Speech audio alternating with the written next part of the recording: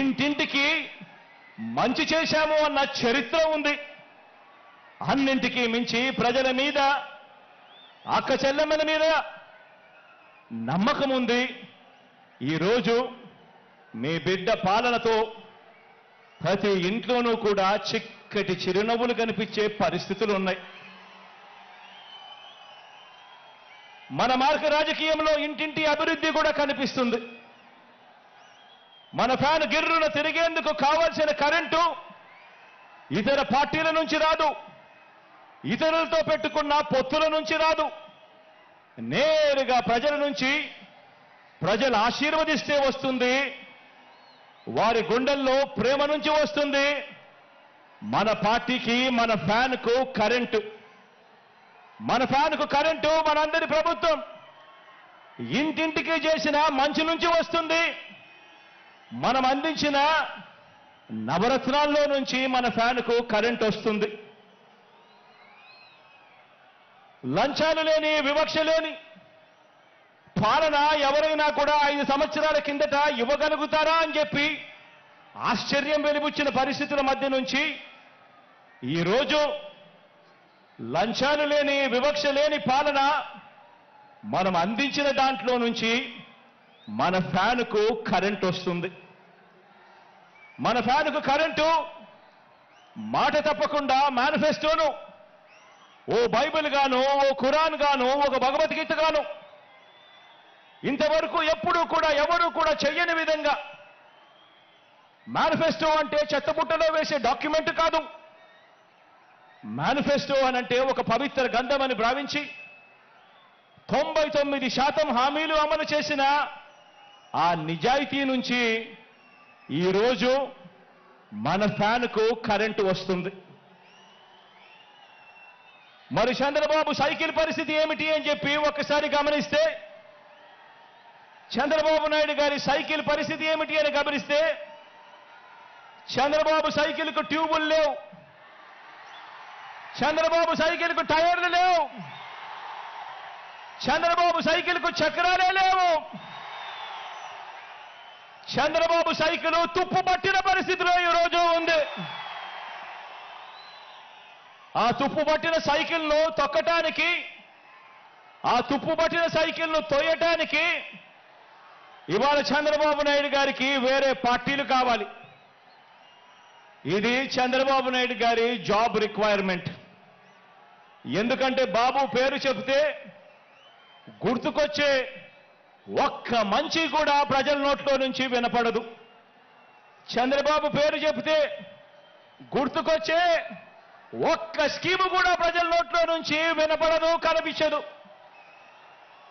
అందుకే పొత్తుల్లో భాగంగా ముందుగా ఒక ప్యాకేజీ ఇచ్చి ఒక దత్తపుత్రుని తెచ్చుకున్నాడు ఈ పెద్ద మనిషి చంద్రబాబు నాయుడు. దత్తపుత్రుని ఎందుకు తెచ్చుకున్నాడంటే, ఈ ప్యాకేజీ స్టార్ అయితే సైకిల్ సీటు తనకు కావాలని అడగడు, తన వారికి సీట్లు ఇవ్వకపోయినా కూడా ఈ పెద్ద మనిషి, ఈ దత్తపుత్రుడు అడగనే అడగడు. ఎందుకు ఇన్ని తక్కువ సీట్లు నాకు ఇస్తున్నావు అని చెప్పి అంతకన్నా క్వశ్చనే చెయ్యడు. కావాలంటే తాను తాగుతా ఉన్న టీ గ్లాస్ కూడా బాబుకే ఇచ్చేస్తాడు. చంద్రబాబు సిట్ అంటే కూర్చుంటాడు, చంద్రబాబు స్టాండ్ అంటే నిలబడతాడు. సైకిల్ను ఎప్పుడు దిగమంటే అక్కడ దిగుతాడు, ఎప్పుడు సైకిల్ను తోయమంటే అప్పుడు తోస్తాడు. పొత్తుల్లో ఉండమంటే పొత్తుల్లో ఉంటాడు, విభేదించినట్టు డ్రామాలు ఆడమంటే రక్తి కంటిచ్చే డ్రామా కూడా ఆడుతాడు. వెనకటికి చంద్రబాబు నాయుడు లాంటి నాయకుడిని ఎవరో అడిగారట. వెనకటికి చంద్రబాబు నాయుడు గారి లాంటి నాయకుడిని ఎవరో అడిగారట, అయ్యా పరిపాలన చేసేవారు కలకాలం గుర్తుండాలంటే ఎలాంటి పనులు చేయాలి అని చెప్పి అడిగారట. ఎలాంటి పనులు చేస్తే కలకాలం గుర్తుండిపోతాం ప్రజల్లో అని చెప్పి అడిగారట. అప్పుడు ఆ బాబు ఆ బాబు ఏం చెప్పాడంటే ప్రజలకు అన్నం పెడితే అరిగిపోతుంది, ప్రజలకు చీర కొని పెడితే చిరిగిపోతుంది, ప్రజలకు ఇల్లు కట్టిస్తే కూలిపోతుంది, కర్రు కాల్చి వాత పెడితే మాత్రమే ప్రజలకు కలకాలం గుర్తుంటుందని ఆ బాబు చెప్పాడట. ఈ 14 ఏళ్ళు సీఎంగా ఉన్న బాబు కూడా అలాంటోడే. 14 ఏళ్ళు ముఖ్యమంత్రిగా ఉన్న ఈ చంద్రబాబు కూడా అలాంటోడే. అదే చేశాడు.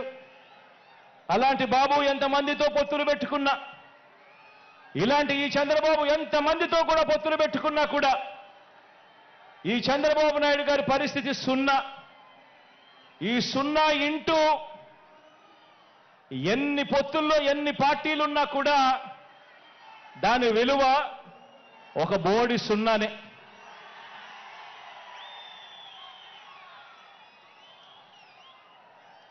ఆశ్చర్యం ఏమిటో తెలుసా? ఇప్పుడు చంద్రబాబు నాయుడు గారు ముగ్గురితో కలిసి పొత్తు అని అంటా ఉన్నాడు, 3 పార్టీలతో పొత్తు అని అంటా ఉన్నాడు. ఈ ముగ్గురు కలిసి 2014లో ఇలానే పొత్తుగా ఏర్పడి ఈ ముగ్గురు కలిసి